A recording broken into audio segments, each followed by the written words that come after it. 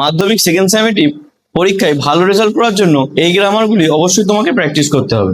তো চলো আজকে আমরা প্র্যাকটিস করি গ্রামারগুলো। শিলিগুড়ি বয়েজ হাই স্কুল, এই প্রশ্নটা শিলিগুড়ি বয়েজ হাই স্কুল থেকে এসেছে। The vendor said how many will you eat, the old man. Old ম্যানকে জিজ্ঞাসা করছে যে তুমি কতগুলি খেতে পারবে, কতটা খেতে পারবে। Change narration, change the narration. তাহলে আমরা কি করবো? প্রথমে আমরা জানি যখন জিজ্ঞাসার চিহ্ন থাকবে তখন আমরা কি ব্যবহার করব? আস্কড। জিজ্ঞাসার চিহ্ন থাকলে আস্কড। তাহলে দ্য ভেন্ডর আস্কড, কাকে জিজ্ঞাসা করলো? ভেন্ডরটা কাকে জিজ্ঞাসা করলো? ওল্ড ম্যানকে। কাকে? ওল্ড ম্যানকে। Ask the old man. তারপরে আমরা জানি কুমাত্রা তুলে দিয়ে কি ব্যবহার করব আমরা? হাউ। How many. এবারে উইলের পরিবর্তে আমরা কি ব্যবহার করি? উইলের জন্য আমরা উড ব্যবহার করি। উইলের জন্য উড ব্যবহার করি। আর ইউ এর জন্য কি ব্যবহার করব? The vendor said how many will you. You তুমি কতটা খেতে পারবে, ওল্ড ম্যান কতটা, অর্থাৎ সে কতটা খেতে পারবে। এর জন্য আমরা এর প্রোনাউন কি ব্যবহার করব? He would eat. You'd eat. তারপরেরটা a minority of car owners cause massive pollution. এটা কি করতে হবে? Voice change. ভয়েস চেঞ্জ করার আগে সবচেয়ে যেটা ইম্পর্টেন্ট, আগে সাবজেক্ট ভার্ব অবজেক্ট খুঁজতে হবে। সাবজেক্ট ভার্ব অবজেক্ট খুঁজতে হবে। এখানে সাবজেক্ট কোনটা? আ মাইনরিটি অফ কার। সাবজেক্ট কোনটা? আ মাইনরিটি অফ কার ওনার। এই ওনারটা হচ্ছে সাবজেক্ট, আর এটাকে স্পেসিফাই করছে কি? আ মাইনরিটি অফ কার। এটা ভার্ব কোনটা? কজ। আর এখানে অবজেক্ট কোনটা? Massive pollution. তাহলে আমরা অবজেক্টটাকে প্রথমে নিয়ে আসি, ম্যাসিভ পলিউশন। এটা কোন টেন্সে আছে? এটা টেন্স আইডেন্টিফাই করতে হবে। ওনারের পরে এস আছে। যখন আমরা জানি এস থাকে কোনো বাক্যের শেষে, এস ই এস থাকে, সেটা কি হয়? Present indefinite. Present indefinite. তাহলে প্রেজেন্ট ইনডিফিনাইটে কি বসে? দ্য পলিউশন ইজ, এখানে কি হবে? Caused. Massive pollution is caused by, তারপরে ভার্বের পরে কি বসছে? বাই। তারপর a minority of car, a minority of car ওনার।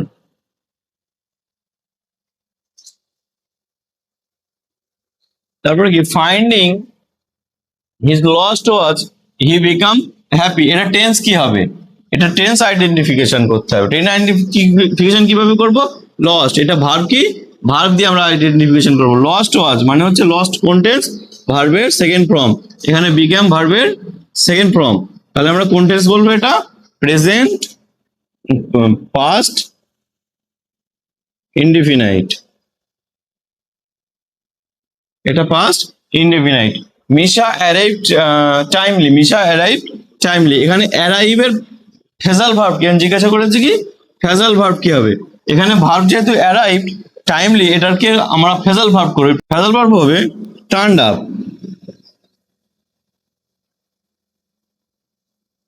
এর ফেজাল ভার্ব কি হবে? Turned up. T U R N E T. Turn up.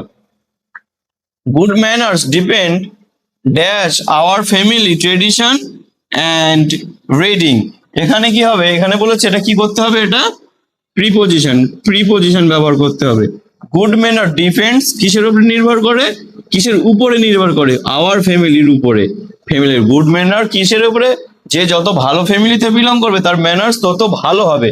সেই জন্য গুড গুড বিহেভিয়ার বা গুড ম্যানার্স ডিপেন্ড কিসের উপরে? On, depend on on our family, যার যার নিজের ফ্যামিলি।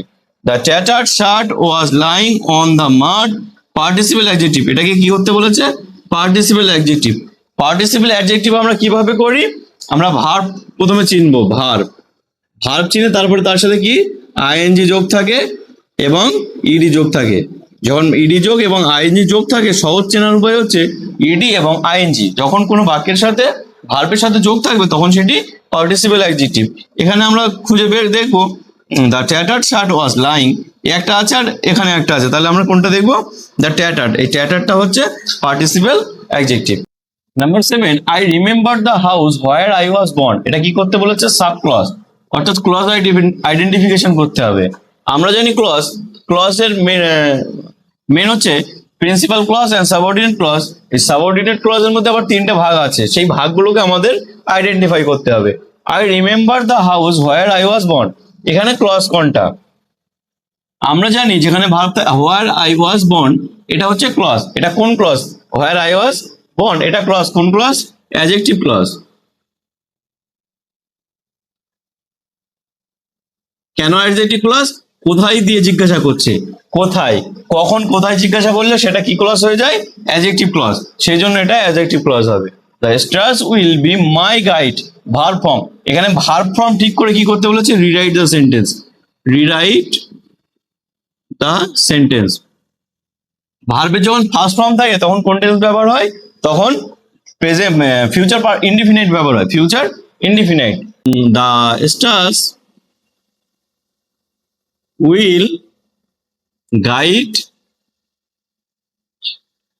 মি, তারাগুলো আমাকে রাস্তা দেখাবে।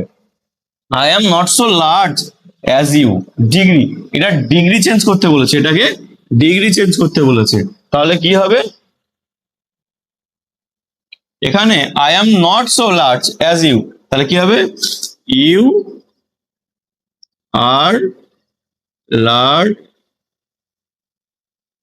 লার্জার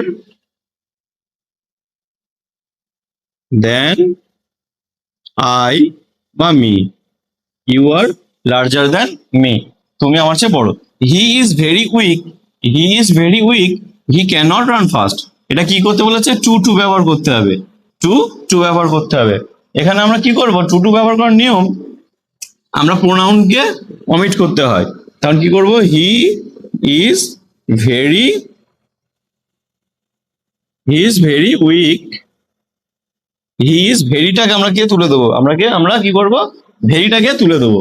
আমরা ভেরিটাকে তুলতে হবে, কেননা টু ইউজ করতে হবে। টু মানেই অনেক, টু মানে অনেক, সেই জন্য এখানে ভেরি ইউজ করা হচ্ছে। ভেরিটাকে কি করব? অমিট করে টু ব্যবহার করব। He is very, he is too weak to run fast, to run fast. এটা কি করলাম আমরা?